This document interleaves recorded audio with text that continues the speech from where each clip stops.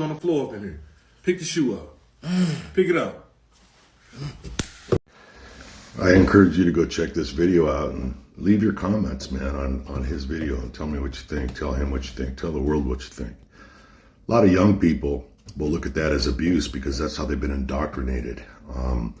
There is abuse. My mother was an abuser. She was huge. I'm 6'4", and I get that from her side of the family. She was an alcoholic and very mean, drug addict, and she would beat the living shit out of us, 4 kids, with weapons. That's different than what this guy's doing. If people raised their kids the way he is, and I don't know if that was staged or not, doesn't matter. The message is legit either way. People are like, well, why didn't we have school shooters in our era? Why wasn't there so much blatant violence? It's because fathers and mothers, but mostly fathers, in those days, I'll be 60 in July, they didn't put up with shit. And they taught by example. What a great lesson. Here in this scenario, the kid's school called, I suppose, and he was bullying people at school. Well, you're always going to run into somebody bigger, aren't you? No matter who you are, no matter what you do. But some people learn that when they're basically laying behind the yellow tape and it's too late.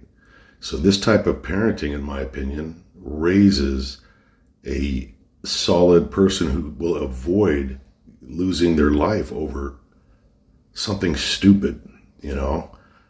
As a retired LAPD officer, I can't tell you how many people's young kids, I've worked in the projects in Watts, California, so south of Los Angeles.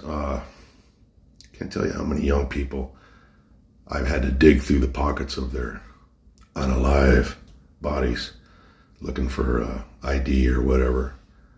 And when you find out why they were no longer with us, it was many times because they fucked with the wrong person. Didn't make it right. They shouldn't have happened to them. But maybe had there been somebody like this guy to literally show them, give them a lesson that you don't forget, maybe they would be here still. The world is a fucking jungle, man. And no matter how tough you are, you could be Mike Tyson, but a fucking midget in a wheelchair with enough strength to press a trigger could drop you. And that's something that we need to teach our kids.